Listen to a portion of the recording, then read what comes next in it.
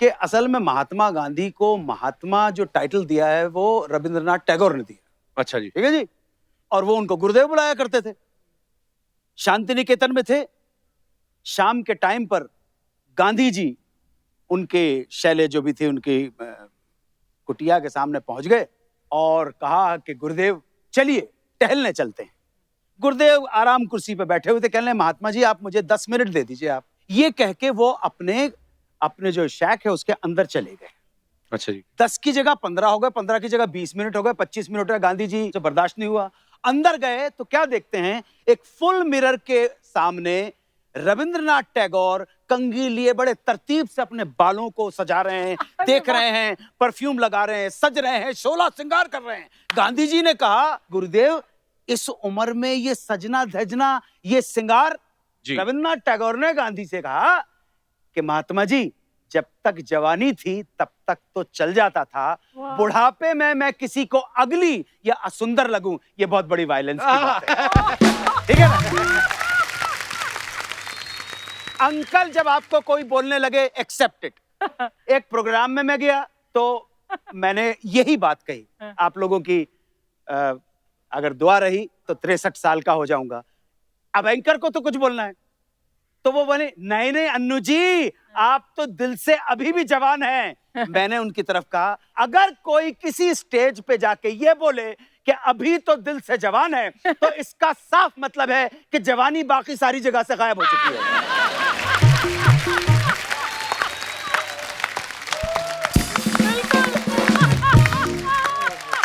Let's be practical, let's be practical. ये बच्चा है, मैं उम्र में बहुत बड़ा हूं, ये मुझे प्यार करते हैं, आदर करते हैं, रिस्पेक्ट करते हैं, वही काफी है यार, और क्या चाहिए। अरे लव यू सर। खत्म हो गई बात।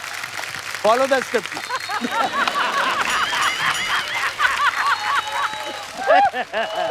ओहो। अच्छा अनु सर के बारे में आप सब जानते हैं कि अनु सर फिल्मों में ये हैं, टीवी में ये हैं, थिएटर में ये हैं, वेब सीरीज में ये हैं, रेडियो में ये हैं, यहाँ पे भी ये हैं, अभी पीछे वहां पे भी आप थे। सर हर जगह आप हैं। घर जाने का मौका मिलता है कि घर वाले भी आपको रेडियो पे ही सुनते हैं या टीवी पे देखते हैं? विद ड्यू रिस्पेक्ट काम किया और घर वापस आ गए। ठीक है, बाहर वाली कोई है नहीं तो घर वाली ठीक है। और दूसरी बात अच्छा। मुझे बिल्कुल गलत मत समझना, मैं तो काम इसलिए करता हूं कि मुझे पैसा मिलता है। पैसा ही मेरा धर्म ईमान है।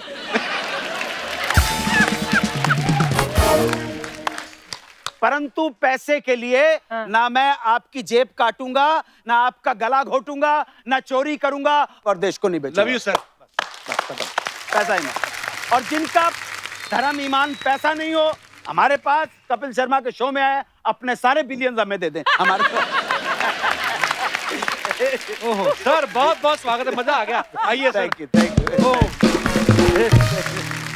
अच्छा सारे दर्शक जानते हैं अनु सर को, इतने सालों से हम लोग देख रहे हैं, सुन रहे हैं। इनको बॉलीवुड का इंसाइक्लोपीडिया कहा जाता है। अच्छा और हमने तो कुछ चीजें सुनी है सर कि आजकल की यंग जनरेशन जो आ रही है, नए नए एक्टर्स, वो भी कभी कभी अनु सर को फोन करके बोलते हैं कि सर मैं फलाने फलाने का बेटा हूँ, अब आप बताइए महेश भट्ट मेरे क्या लगे। तो अच्छा मजे की बात है ये बता भी देते हैं। सर इतनी सारी इंफॉर्मेशन कहाँ से आती है आपके पास? यार मैं आपसे मिला था शायद 2012 में पहली बार। आज के दौर का सुपरस्टार जिनका नाम है कपिल शर्मा, वहां पर फिल्म फेयर अवार्ड के बाहर बड़े लोगों का इंटरव्यू ले रहा था। तो क्या करें, क्यों? इसके लिए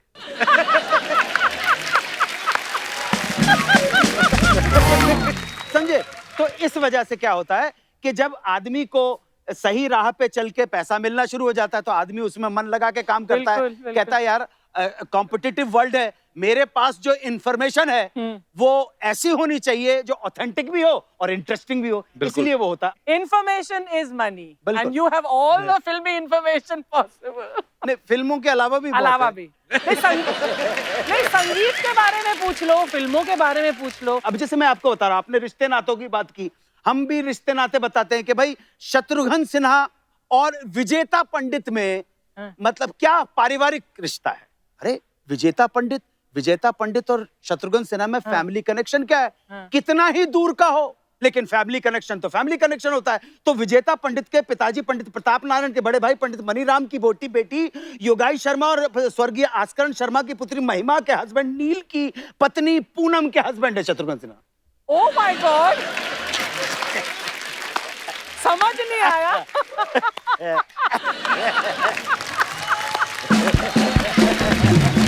गलत नहीं है। एक तो मैंने कहीं से किस्सा सुना, कहते कि अनु सर निकल रहे थे तो कोई डायरेक्टर बैठा था, उसको देख कहते बता दूंगा बता दूंगा। वो डर के बोलता है जो रोल करना है कर लो, पता नहीं कौन सा किस्सा कहाँ बता दे। मैंने कहा सबकी जन्म पत्रियां मेरे पास है। सर आपको इतने पूरे विश्व की नॉलेज है, आपको अर्चना जी के बारे में कुछ बता सकते हैं? ये यहाँ कैसे मतलब आई? शैतानी सवाल है। वो जहां से आए थे वहां से यही आई। हम सब आना जाना लगा रहता है। मेरा आना है लेकिन अभी मेरा जाना नहीं होगा यहाँ से अनु। देखो देखो अर्चना जी, जाने से ना आने से घबराना और ना जाने से घबराना, वाह, वाह, वाह। और जब तक यहाँ पे रहना एंजॉय करना लाइफ। वो तो बस। है। बिल्कुल। अच्छा, यहाँ पे अनु सर ने बात बदल दी। मैंने बोला अनु सर को, मैंने कहा सर अर्चना जी के बारे में कुछ बताइएगा कि वो यहाँ कैसे आई। कहते मैं किससे सुनाता हूँ, घोटाले नहीं।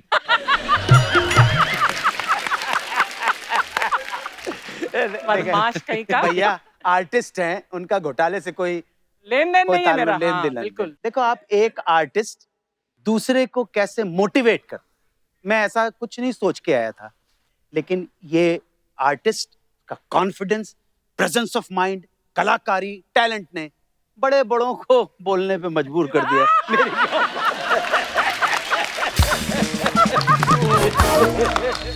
सर आजकल जो चल रहा है, आजकल मीडिया में, आप पता नहीं आप न्यूज़ देखते कि नहीं, मतलब कोई मुद्दे की बात नहीं होती आजकल, कुछ भी दिखा रहे हैं टीवी पे। कपिल भाई, आप छोटे भाई और बच्चे की तरह हो। मैं सिर्फ इसलिए नहीं देखता हूं कि आपका देश करप्ट और टुच्चे और बेईमानों का देश है। ये कोई न्यूज़ हुई क्या?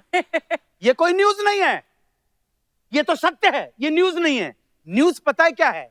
हाँ। कि बोरीवली स्टेशन के सामने भाऊ बीज के दिन एक लड़की बैठी ऑटो के अंदर, और उसके पास एक बैग था छोटा मोटा, कोई 1-1.5 लाख रुपए की जो ज्वेलरी थी, वो उसी ऑटो रिक्शा के अंदर भूल के चली गई। दूसरी सवारी जब ऑटो वाले ने बिठाई तो उसने देखा, सवारी ने कहा ये कुछ पड़ा हुआ है भाई। ऑटो रिक्शा गरीब था, घाटकोपर का रहने वाला पावले, तो उसने देखा कि ये क्या है। वो सीधे पहुंचा बोरीवली स्टेशन। उसने कहा साहब एक बहन जो है ये छोड़ के गई है। उन्होंने कहा रिपोर्ट लिखवा दीजिए कि मैं यहाँ पे खड़ा हूं। पूरे दिन भर की दिहाड़ी छोड़ के वो रिक्शे वाला वहां पे खड़ा रहा जब तक कि वो बहन नहीं आ गई। अरे न्यूज़ ये है यार। वैसे तो इंडिया के बारे में ये भी कहा जाता है कि हम हिंदुस्तानी जो हैं स्वभाव के बड़े शर्मीले होते हैं जी। शर्मा शर्मी में 130 करोड़ हो गए। हाँ, किसी दिन चुन के सर आप शुरू से शरारती थे। आपकी प्रेजेंस, आप नौजवानों के साथ नौजवान बनने की कोशिश नहीं कर रहा, लेकिन आप जिस दिशा में मुझे बहा रहे हो कि चलो मैं, अरे क्या बात है सर, आप- बड़ा कुछ। Credit goes to you. Sir हम इतने सालों से आपको देखते आ रहे हैं, सीखते आ रहे हैं, और आज बहुत कुछ सिखा के जाएंगे आप हमें। Love you sir, thank you so much for coming. अच्छा, अनु जी का नाम जो है पूरा अनिल कपूर है, तो सर ऐसा कभी हुआ कि अनिल कपूर साहब जो हैं उनका चेक आपके नाम पे आ गया और आपने देखा हो मेरी तो इतने पैसे में बात नहीं हुई थी, ज्यादा आ गए हैं, हाँ। कभी ऐसी गड़बड़ हुई है? जी बिल्कुल। हाँ? बात ऐसी है कि अनिल कपूर जो है वो उम्र में शायद आई थिंक दिसंबर बॉर्न है और वो 1957 बॉर्न है। तो मैं मेरे साथ के ये जो है अनिल कपूर और सनी देओल और Jackie Shroff, if I am not mistaken मैं उनसे बड़ा हूँ उम्र के अंदर। अच्छा जी। सो भैया हम जब आए यहाँ पर तो एक पिक्चर साथ में करते मशाल, वो हीरो जी। हैं। हमारी तो कोई औकात ही नहीं, ना शक्ल है, ना सूरत है, ना पर्सनालिटी है, लेकिन फिर भी चलो जी कोई प्रॉब्लम नहीं है। तो 4000 रुपए में दिलीप कुमार के पीछे खड़ा कर दिया अच्छा जी। यश चोपड़ा। मेरा तो total full and final payment ही 4000 था, लेकिन यश चोपड़ा के ऑफिस से इस तरह कुछ हो गया कि अनिल कपूर के नाम का रुपए 10,000 का चेक काट देता। अच्छा जी। और मैं गया राजकमल स्टूडियो में, तो उन्होंने चेक मुझे दे दिया। अच्छा, जब वो चेक मुझे दिया तो 10,000 देख के मुझे लगा कि हम जैसे टीचरों की जिंदगी में चमत्कार कैसे हो गया यार। तो फिर मैंने कहा, मैंने ऊपर वाले को मैंने कहा प्रभु ईश्वर जो भी है तू, गणपति गजानन विघ्नहर्ता, तूने ये चमत्कार मुझ पे कर दिया, बड़ी कृपा दृष्टि है तेरी, 10,000 का चेक दे दिया। पता नहीं यश चोपड़ा के मन में मेरे लिए दया आ गई हो, गरीब के लिए दया।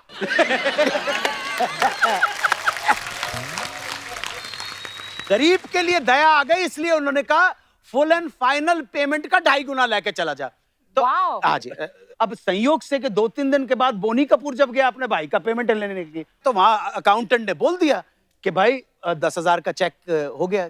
अब इनकी बारी थी कि कौन सा 10,000 का चेक यार, कहने नहीं आप लेके चले गए, तो कुछ आर्ग्यूमेंट हो गया होगा। बहरहाल उन्होंने रिएक्ट किया कि प्रूव हो गया सर कि चेक बोनी कपूर के भाई को नहीं दिया गया है, कोई और आया है दिल्ली से। अच्छा है ना, शक्ल है ना सूरत है ना टोइया, वो उसको 10,000 रुपए। इत्तेफाक से आप देखिए अर्चना जी कि उस वक्त इस गरीब का बैंक अकाउंट तक यहाँ पे नहीं था। अच्छा तो अब जब जाएंगे तो चेक डालेंगे ना। तो चेक वो का वही पड़ा हुआ था। तो उन्होंने कहा देखो ऐसा है कि ये चेक मेरे ब्रदर हीरो अनिल कपूर का है। मैंने कहा जी ले लो।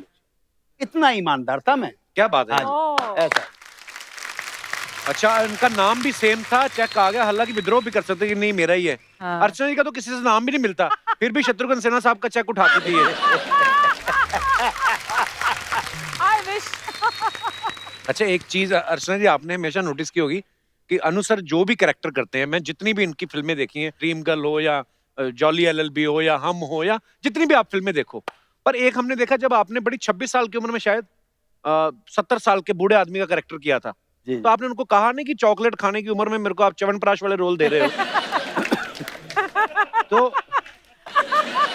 तो उसमें मतलब पेमेंट ज्यादा मिली थी कि रिस्पेक्ट ज्यादा थी इसलिए कर लिया आपने?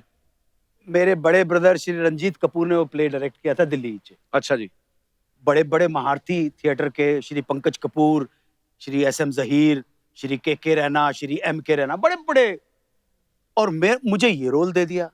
मैं तो अपसेट जी, 15 दिन की रिहर्सल में मुंह फुलाए बैठा रहता था। मतलब डायलॉग बोल रहे हैं तो मतलब देश पे एहसान कर रहे हैं, ऐसा एटीट्यूड। सो मैंने अपने ब्रदर की शिकायत अपने एक और भाई श्री अनिल चौधरी, जिनके बारे में कहता हूं कि शायद सबसे पहले मेरे अंदर जो कुछ भी प्रतिभा के कीटाणु थे सबसे पहले उन्होंने पहचाने जब मुझे कबीर का रोल दिया उन्होंने। तो मैंने अनिल भाई साहब, अनिल चौधरी साहब से शिकायत की। मैंने कहा देखिए 70 साल के बूढ़े का रोल कर दिया। उन्होंने मेरे ब्रदर से भी कहा कि अन्नू बहुत अपसेट है। मेरे ब्रदर ने उस वक्त रिएक्ट नहीं किया। मुझे अनिल भाई साहब ने कहा तू कुछ कर। तो एक दिन मैं 15 दिन के बाद में बैठा हुआ था एंड सडनली डायलॉग बोलने का टर्न आया तो मुझे हमारे थिएटर कंपनी के ताऊ जी याद आ गए। दांत उनके तो जब बोलते थे इस तरह से हमारे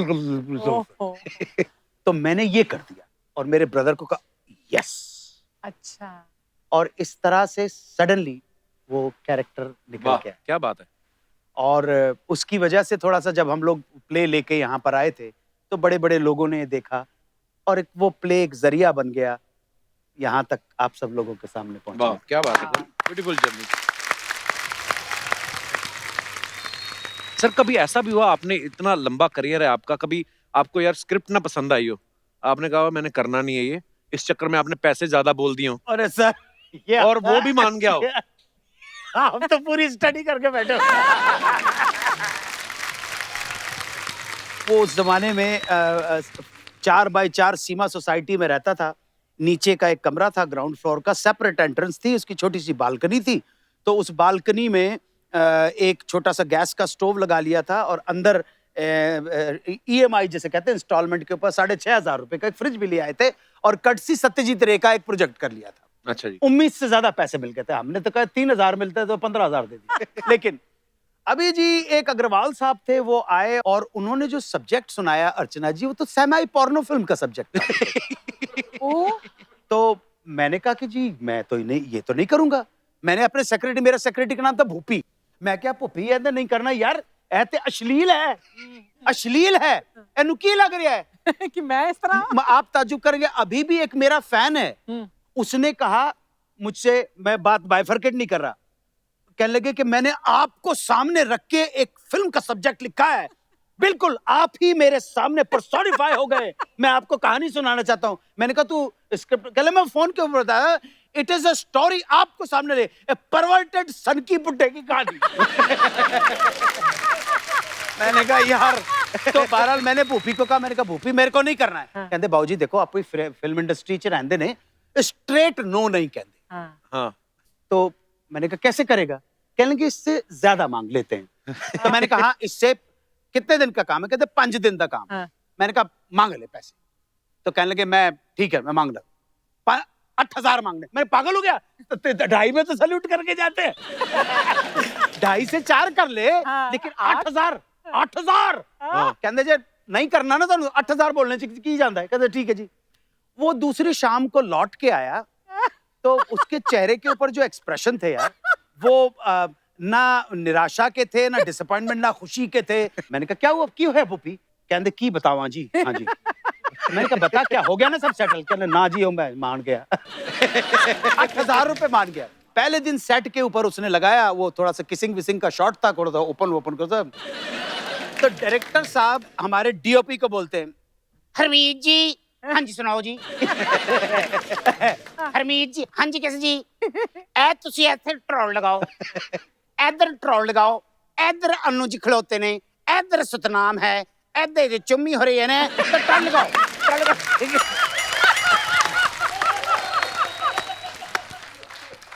कहंदे ए चली ए ट्रॉली चली, ए कर एक्शन, ए चुम्मी चुम्मी चुम्मी चुम्मी चुम्मी चुम्मी चुम्मी चुम्मी